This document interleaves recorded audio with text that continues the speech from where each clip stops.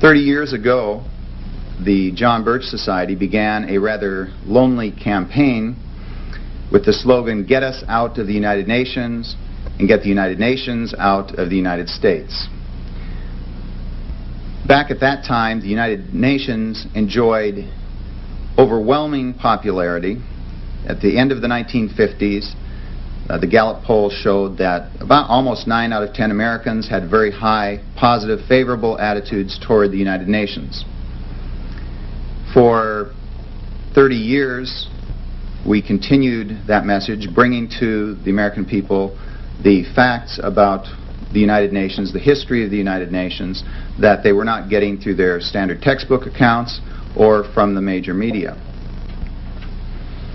During the 60s, 70s, and 80s, we saw, as recorded by the Gallup annual poll of American opinion on the United Nations, we saw a continual decline in American support from a high of 87% down to, towards the end of the 1980s, 1987, down to around 21%. That was the result of Americans coming to realize that the United Nations, far from being a forum for world brotherhood and peace, had indeed become and was continuously showing itself to be a propaganda forum for every communist, socialist, third world dictator to come here to the United States and from the rostrum of the UN to denounce, pillory, rebuke, and in otherwise insult not only the United States but Western civilization, market economies, all of the Western free world. Not only that, but it became quite evident that the United Nations was also supporting terrorist organizations around the world, and that American citizens were paying for it. However, that decline in popularity has been at least temporarily reversed with the association of the United Nations with the patriotic fervor brought up behind the war to defeat Saddam Hussein. Although it was American military power, American military forces, American men and women in uniform, and largely American money that financed the operation, there was a fig leaf of international support, and the United Nations, according to the polls, was the main benefactor from the public relations. But that was George Bush. And now we have a new president, we are told, who he told us would bring change. How does that affect our situation in the New World Order and the United Nations? I contend that is extremely important, because the United Nations, as Boutros-Ghali has proposed, is being empowered. It is being empowered in many ways that are affecting the United States and our citizens daily, and will increasingly so in the coming weeks, months, and years. And unfortunately, it is being done with American citizens having very little to say about it, even being very little aware of it. We are right now in the middle of closing in on tax day, when Americans are quite painfully aware of the heavy hand, the burden of government, of how the politicians here in Washington are spending their money and digging their hands deeper into the taxpayer's pocket. But very few taxpayers are aware that Boutros-Ghali, in his report last year, An Agenda for Peace, called for giving the United Nations taxing authority.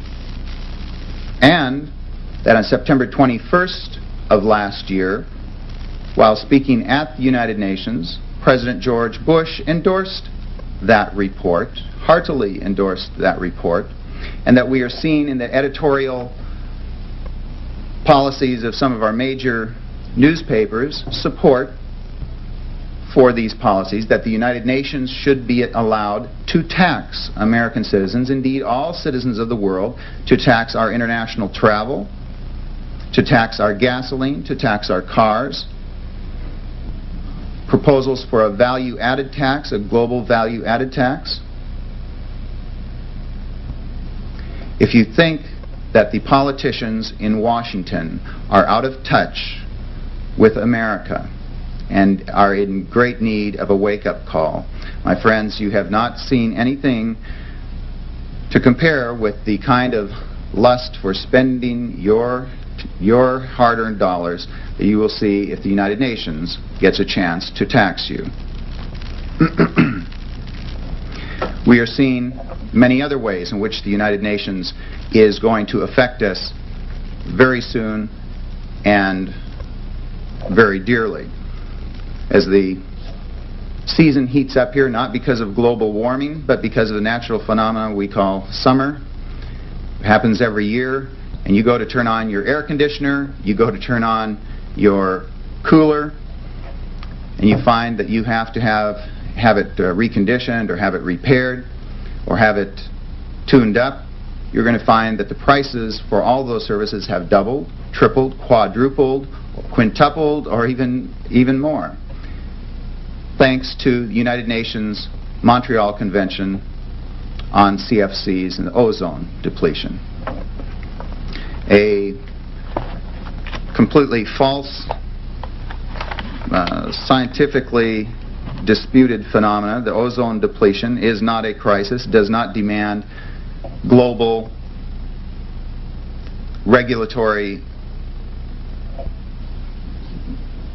restrictions as we are now receiving under the United Nations protocol. However, various scientists and economists have figured that this may cost the world economy in the trillions of dollars, perhaps as many as $5 trillion to replace all of the equipment to meet all of the mandates under this international agreement, which was given to us under the auspices of the United Nations. More and more, we are seeing these mandates that are affecting our domestic lives being conducted, being forced upon us,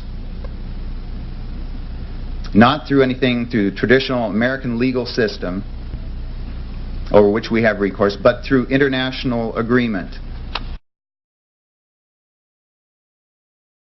So the level of evil is beyond imagination.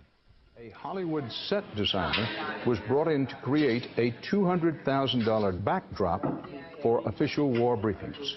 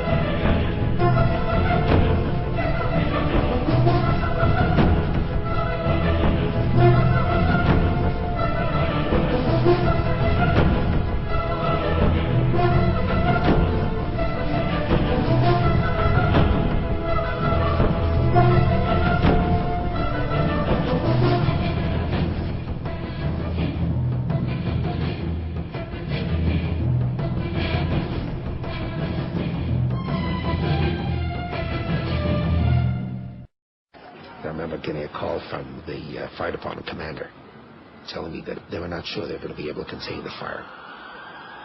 I said, you know, we've had such terrible loss of life. Maybe the smartest thing to do is pull it.